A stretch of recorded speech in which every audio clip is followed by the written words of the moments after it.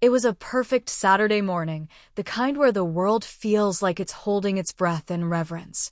The sun spilled golden light across the manicured lawns of our suburban cul-de-sac in Willow Creek, warming the air with the promise of a flawless day. Birds chirped in lazy harmony, a neighbor waved as he jogged by with his lab, and I stood on the porch, cradling a steaming mug of black coffee, watching my 7-year-old son, Ethan, lost in his own world. He sat cross-legged on the sidewalk, a pack of chalk scattered around him, drawing dinosaurs with the focus of a master artist. Ethan was obsessed with T-Rexes ever since a preschool book ignited his imagination. That morning, he was crafting a sprawling mural, a fierce green T-Rex locked in battle with a towering Brontosaurus, its tiny arms and toothy grin stretching 5 feet across the concrete. His brow furrowed, tongue peeking out, he'd glance up occasionally to catch my eye, seeking approval. I always gave it a nod or a smile, my heart swelling. In the backyard, my wife, Sarah, was firing up the grill, her weekend energy infectious, hair tied back, sunglasses perched, humming an old Carole King tune. The air carried charcoal and sizzling onions, a fleeting moment of perfection I wished I could bottle forever. Then, like a storm cloud blotting out the sun, a black Dodge Durango rolled into the cul-de-sac, slow and predatory. No license plates, just dark tinted windows and a low engine growl that set my nerves on edge. It stopped dead in front of Ethan, the passenger window sliding down with a mechanical hiss. 2 men stepped out, their khaki vests emblazoned with bold HOA letters over black shirts, exuding a tactical confidence that felt wrong. I'd attended every HOA meeting since we moved here in 2017, through stale donuts and empty chairs, and I'd never seen these faces. The bald one, broad-shouldered with a jaw like a battering ram, scowled at Ethan's chalk masterpiece. The younger one, buzz-cut and wired, clutched a tablet, his eyes darting like a hunter's. "Is this your property?" the bald man barked, pointing at Ethan. Sarah's shadow appeared at the backyard gate, spatula in hand, sensing trouble. "Yeah, that's my son," I said, stepping off the porch, coffee still in hand. "What's this about?" Buzzcut flipped the tablet, showing a blurry document titled, HOA Community Violation, Unauthorized Use of Sidewalk Space. "This is vandalism," Baldy announced, voice flat. "Criminal mischief under municipal code." I blinked, stunned. "Vandalism? It's chalk." "He's 7. Baldy's scowl deepened. "HOA regulations prohibit defacement of public-facing surfaces." I noticed their vests lacked name badges, clipboards, or radios. Real HOA folks always had clipboards. "I've never seen you at a meeting," I said, voice steady but rising. "This is our sidewalk." "He's a kid drawing dinosaurs." They ignored me. Buzzcut moved toward Ethan. "Hey," I snapped, stepping forward. "Back off." But it was too late. Baldy lunged, shoving Ethan backward with a force that sent him crashing onto the concrete. The sound, bones snapping against pavement, ripped through me, followed by Ethan's piercing shriek as his body crumpled, arms and legs twisting unnaturally. Sarah screamed, a raw, primal sound, dropping the spatula as she sprinted forward. I flung my mug aside, the world blurring as I ran, scooping Ethan into my arms. Blood poured from his nose, his left arm bent grotesquely, legs splayed, face pale, gasping but silent. His eyes wide with shock. The men didn't flinch. "We warned you," Baldy muttered. "Noncompliance has consequences." Sarah clutched Ethan's hand, sobbing his name, willing him back to life. "Call 911, I rasped. "Already did," she shouted, fumbling her phone. Then Buzzcut's hand moved to his waistband. "Gun," Sarah yelled, lunging forward, but a metallic voice boomed, "Drop your weapon." "Hands up." Black SUVs screeched in, lights flashing, real sweat pouring out, pinning the imposters to the ground in seconds. Buzzcut dropped his pistol. Baldy surrendered, whimpering, his cuffs snapped shut. Paramedics swarmed Ethan, stabilizing his neck, shouting vitals I couldn't parse. "Stay with us, Ethan," a medic urged, fitting an oxygen mask. They wouldn't let us ride in the ambulance. "Protocol," they said. So we followed in a cruiser, Ethan's blood on my shirt, Sarah's hand crushing mine, the sirens screaming what we couldn't. At the ER, they rushed Ethan into surgery. 28 fractures, 3 cracked ribs, a punctured lung, a compound femur break, and a skull fracture they hesitated to name. I sat in the hallway, staring at a vending machine that stole my dollar, haunted by Ethan's last words that morning. "Dad, do T-Rexes get scared?" I hadn't answered, unsure how. Now, fear was all I knew, etched in his crumpled form. The waiting room was a purgatory of fluorescent hums and clock ticks, Sarah rocking across from me, her fire dulled to a hollow ache.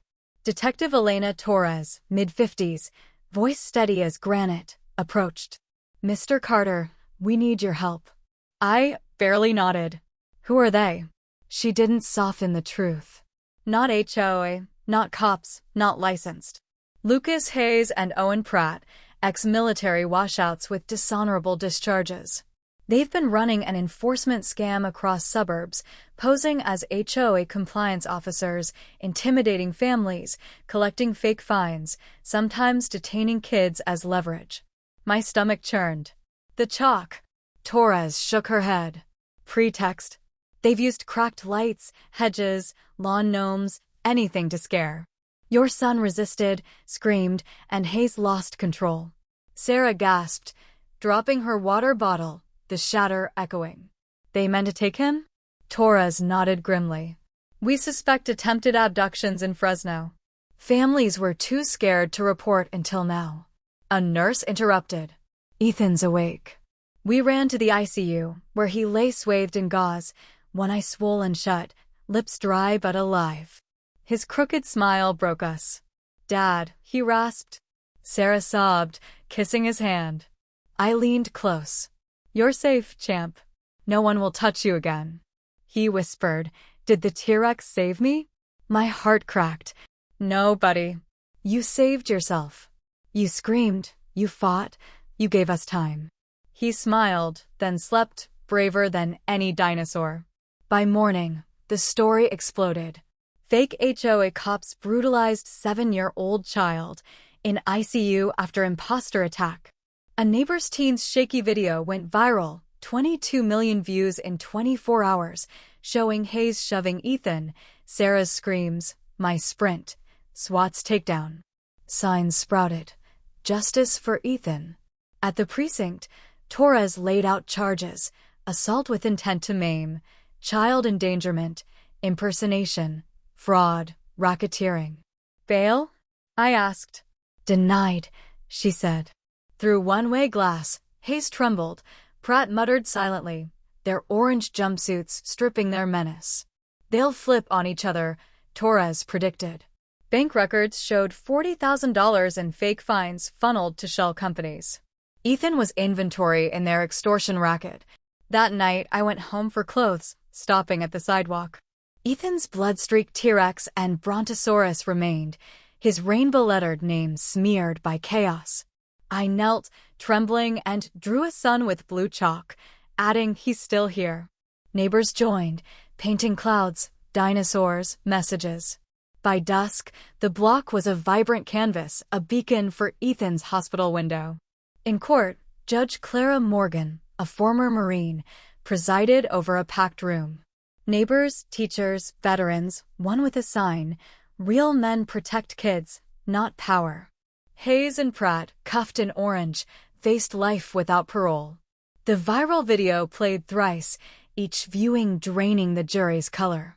Torres testified, exposing their scam: forged HOA letterheads, leased SUVs, tactical vests bought online, targeting vulnerable families. "They threatened CPS fraudulently," she said, citing 3 near abductions. My testimony was raw. He was drawing dinosaurs, happy. They shoved him, broke his bones, and stood there. Ethan, in a wheelchair, faced them silently, his gaze forcing their eyes down. The defense's claims, mental instability, bylaw confusion, crumbled. Guilty on all counts. The mural grew, a community vow. Sons, dinosaurs, Ethan as a caped hero. 6 months later, it became a city-funded sidewalk of strength. Ethan's chalk figure wielding a glowing sword. His case sparked Project Dominion, a DOJ task force nabbing 11 fake enforcers across 5 states. Ethan's recovery was grueling, rebroken bones, months of therapy, but his grit shone, clutching a T-Rex plush through dawn stretches. Nightmares lingered. He flinched at doorbells, feared black SUVs. One night, he asked, "Will they come back?" I sat with him. "No. But if anyone pretends, we'll teach people to spot fakes. Real power protects, without badges." At school, Ethan drew dinosaurs at recess, kids joining his wheelchair-bound hero, becoming chalk justice. Our nonprofit, aiding 40 families against HOA scams. The old HOA dissolved, a transparent board rose, renaming the park Ethan Carter Commons. At its dedication, Ethan, cast-free, spoke. "I wasn't alone." Mom screamed. Dad ran. "You're here. Tell someone if bad people pretend, especially if you're small." Applause roared. He grinned. "I know a T-Rex who takes calls." A new driveway drawing appeared. Ethan, badge marked real chalk, in hand. Above, "Fake cops broke my bones, but not me." From a child's scream, we built a movement, proving strength isn't in vests, it's in truth, loud and unbroken. The legacy of that day stretched far beyond Willow Creek. Ethan's law, born from his bravery, mandated stricter vetting for HOA officers and harsher penalties for impersonation. It became a beacon of hope for communities nationwide, empowering them to fight back against those who preyed on their fear. Ethan, now a teenager, still drew on that sidewalk, his dinosaurs evolving, reflecting his journey. They were no longer just creatures of the past, but symbols of resilience, of a community united, and a child who, with a scream and a drawing, changed the world. And every year on that Saturday in June, the cul-de-sac became a canvas of vibrant color, a testament to the enduring power of chalk and the unbreakable spirit of a young boy who taught us all what it truly meant to be brave.